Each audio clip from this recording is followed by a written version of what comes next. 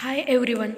Let's start with new unit of Tom, that is unit number 4, governor and flywheel. Okay, we have already have seen use of governor in various stages of our life. Okay, a governor, what are various functions of governors? The function of governor is to regulate the mean speed of engine. Okay, when there is variation in load, we use the governor to regulate the mean speed of engine when there is variation in load. Okay, for example, when the load on engine increases, its speed decreases. Okay, therefore it becomes necessary to increase the supply of working fluid. We can take an example where load on engine increases. Okay, due to this, speed of engine decreases. Okay, hence there is necessary to increase the working fluid. Okay, to increase the supply of working fluid. Increases supply of working fluid if the engine speed decreases, and vice versa. Okay, keeps the mean speed within certain limit. Okay, we can also say when the load on engine decreases, its speed increases, and hence we have to decrease the supply of working fluid. This is vice versa process, that is when load increases, speed decreases, and there is increase in supply of working fluid, whereas when load decreases, speed increases of engine, and hence less working fluid is required. Okay, we can also say that governor automatically controls the supply of working fluid to engine. Okay, it depends upon varying load conditions. Okay, and keeps the mean speed within certain limit. Okay, used mainly in engines of generator, not in ordinary vehicles. These governors are generally used in engines of generators. Okay, when load increases, the configuration of governor changes. Okay, a wall in moved to increase the supply of working fluid. Okay, and vice versa, when load decreases, engine speed increases, and governor decreases the supply of working fluid. Hence the supply of working fluid is controlled by using a governor. Okay, next we will see, now we will see different types of governors.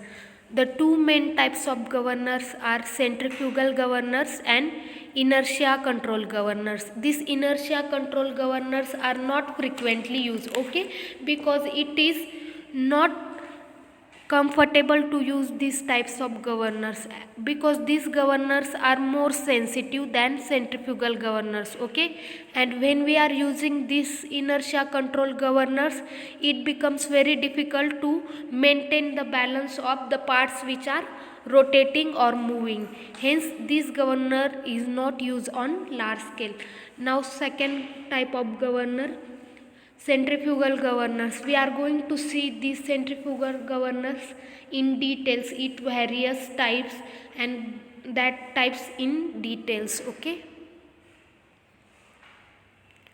centrifugal governors, this is an picture of centrifugal governor. Okay,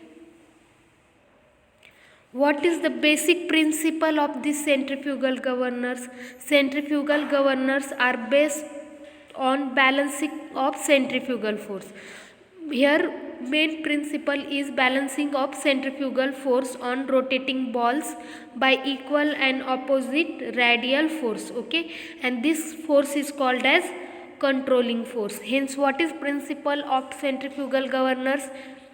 The balancing of centrifugal force on rotating balls by equal and opposite radial force, which is known as controlling force. Okay, now we will see diagram of centrifugal force. In this diagram we can see that it consists of two balls. Okay,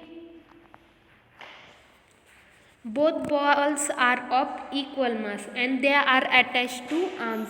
They are attached to arms. Okay, these balls are known as governor balls or flywheels. Here they are named as governor balls or flywheels. These balls revolve with a spindle. This is spindle. It revolves with a spindle which is driven by engine through bevel gears. It is driven by engine through bevel gears. Here bevel gears is used. The upper ends of arm are pivoted to spindle. Upper ends are pivoted to spindle so that this ball may rise up and fall down when they rotate around this vertical axis. Okay. The arms are connected by links to sleeve. This is sleeve. They are connected by sleeve here. Okay. Here we can say that the both arms are connected by links to this sleeve. Okay. To this sleeve which is keyed to this original spindle. This sleeve can move up and down. This sleeve can move up and down. Okay, and there is limitation to this movement of this sleeve in upward and downward direction, and that restriction is given by two stops, that is this here. So it can move in this much portion only. Okay, when these balls and this sleeve rise up when engine speed increases, and they both balls and sleeve fall down when engine speed decreases. Okay, this sleeve is connected to this bell crank lever. Okay, through throttle valve. Okay, this sleeve is connected to bell crank lever to a throttle valve. Okay, and this supply of working fluid decreases when sleeve rises up and increases when it falls down. Okay, this is clear. Now we will see working of centrifugal governors. Okay, governor balls or flywheels revolve around a spindle as I explained earlier. Okay, and these are driven by bevel gears. Okay, these upper arms are pivoted to spindle so that ball may rise and fall as revolve around spring steel vertical axis. Okay, here working is given as I explained. This sleeve revolves around this spindle. Okay, and its movement is limited by two stoppers. Yes. Okay, and the balls and sleeves rise up when engine speed or spindle speed increases and falls down when spindle speed decreases. Okay, we will see next. We can observe that when load on engine increases, engine and governor speed decreases. Okay, hence there is decrease in centrifugal force of these balls. Okay, centrifugal force decreases, hence ball moves inward. That ball moves in inward direction. Okay,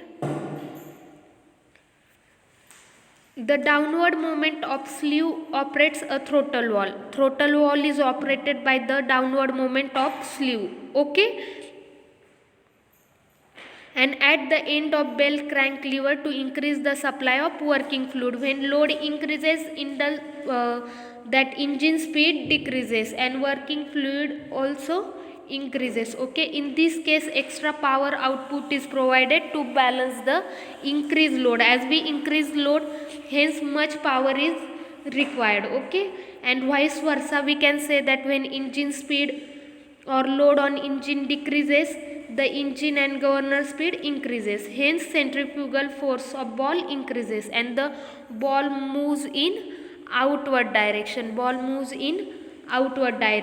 Okay, and this sleeve moves in upward direction. Okay, due to this upward direction, the movement of working fluid is decreased. Okay, movement of working fluid is decreased and hence less power is required. This is basic operation principle of centrifugal governors. Okay, we can say that when the balls rotate at uniform speed, controlling force is equal to centrifugal force of balls. Okay, and hence they are balanced here.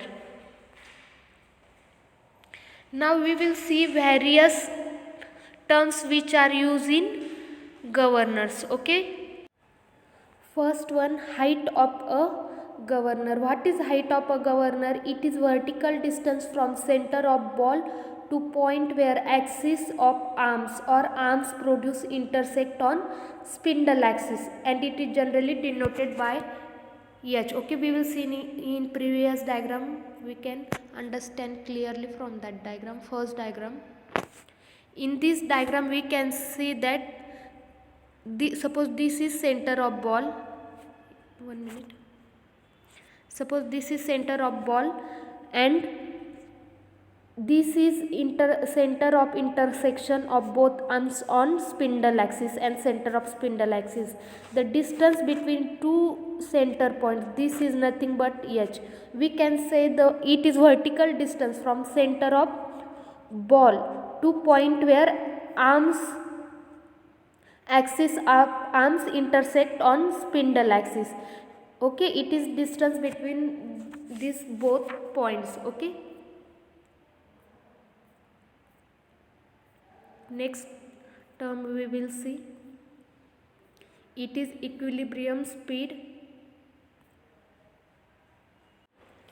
Next term is equilibrium speed. As name suggests, it is in equilibrium. Speed is in equilibrium. Okay, it is speed at which governor balls or arms etc. are in complete equilibrium. Okay, and the sleeve does not tend to move in upward or direction. It is standstill. Okay, next one, mean equilibrium speed. It is speed at mean positions of ball or sleeve. When they are at mean position, the speed of ball and sleeve at mean position is nothing but mean equilibrium speed. Now next we will see maximum and minimum equilibrium speed.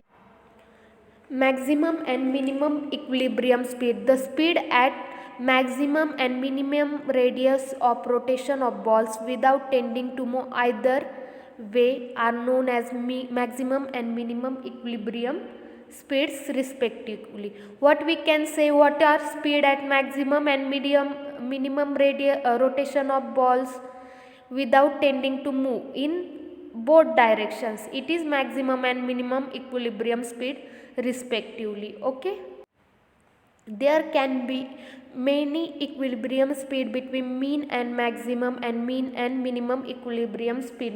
We must obtain perfect maximum or minimum equilibrium speed. Okay, next one we can see is sleeve lift. Okay, it is vertical distance which sleeve travels during change in equilibrium position. Okay, means the distance between both the stops can be a sleeve lift, the portion which a sleeve can travel during change in an equilibrium slip.